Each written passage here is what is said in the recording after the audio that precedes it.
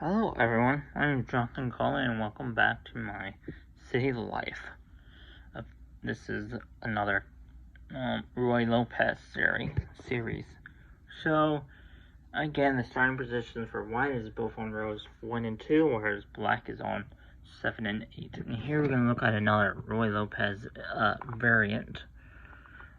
Alright, so I think on the last two videos that I did, e4, e5, f3, c6, bishop b5, and then from here,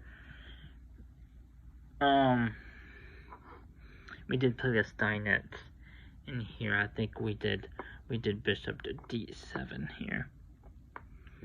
We're not going to look at it this time. We're going to look at the Morphy's defense, which is on a6 here. Most often than not, you'll see the bishop go to a4, and black can do, has two ways they can move here, and there's also bad ways too.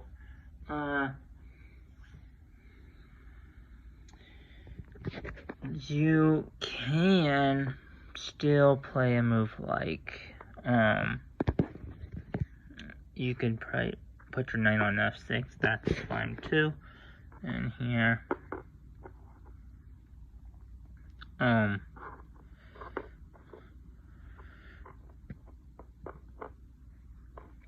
white can respond by bringing the bishop to h5, pitting the knight, and most grandmasters and master would just push the pawn, and you'll see the bishop go to h4, so from g5 to h4, and then sometimes they'll even bring the pawn out, and they'll apply more pressure, and sometimes you'll see grandmasters, they might even try to sacrifice their knight for more activity with the bishop to apply more pressure, because now the king side is definitely open, as you can see.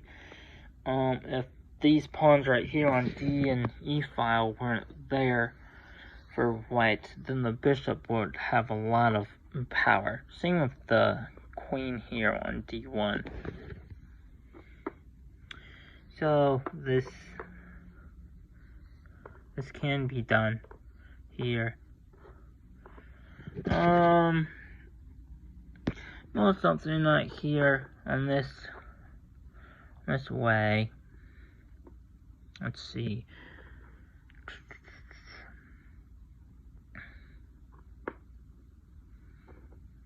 You'll see a move like c3 here, and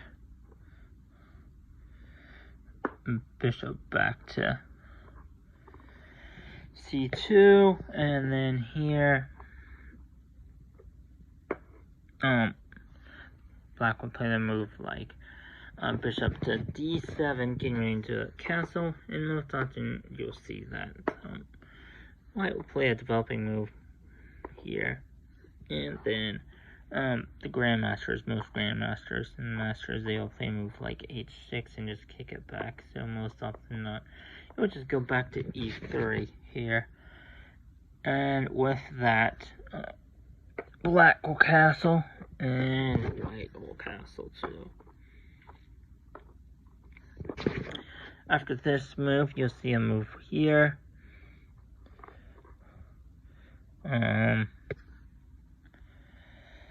Because black can't put pressure on the white's light square bishop because it's already tucked back in. So the best or simplest move is to push the pawn to d5 or to d3. One of my YouTube creators named Agamater, I really like him. He talks about this is a rare move, but it's still been played, and you can look it up. There's a couple grandmaster games that have been played like this.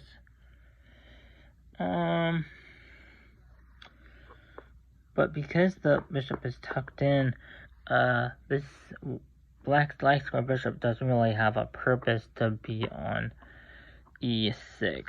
The only way The reason why it's usually played on e6 is to counter white's light square bishop, but because the light square bishop is already tucked back in, black will usually play a move here to protect the knight, because the knight is unprotected, so the best is to protect it. With that, the best move here is to probably, let me see. Probably a move like knight to d7 or to push the pawn. Sometimes you can get away by pushing the b4 pawn as well. So b2 to b4. But this is good. This works perfectly fine too. So black can trade if they want to. Or they can bring the rook over to e8. Most often you will see a trade in pieces. So black takes, white takes. And now black will push the pawn to d5. And white can respond in several ways. Now they can bring the knight to c3. That's more pressure.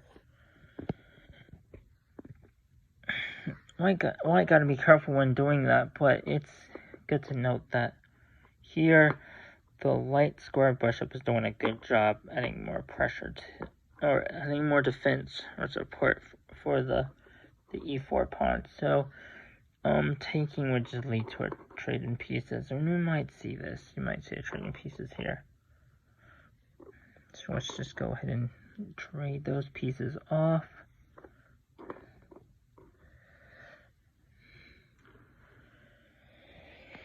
Now, as you can see here, both sides have castled, and both sides are pretty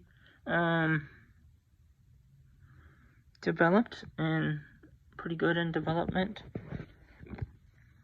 A thing to look out for here is that white's king is more defended than black's king, because here a move with the bishop back can easily end in checkmate for black. However, here the bishop is in front because they had to take. So it was right here. So yeah. But this also was good. So because of that, a good move is to move the king, obviously, to h8 to get out of that zone, the light square zone. And now, let's see here. Black will probably play a move like here, adding pressure to white's e4, d4 pawn, but it's okay, because it's sufficiently defended by three pieces: the knight on f3, and the bishop on e3, and the queen on d1. So I'm doing a good job. But it's also being attacked by three pieces. You got the knight on a c6, and the bishop on f6, and the queen on d8. So if we wanted to, we could see trading pieces of the knight first. But here, it's important to be careful in what moves you play. Here you might say move like the rook over for black, because now the pressure is on white. White has to move the bishop back or take the piece. Most often it probably will go back, because it opens up the file for the queen to come in. And now here,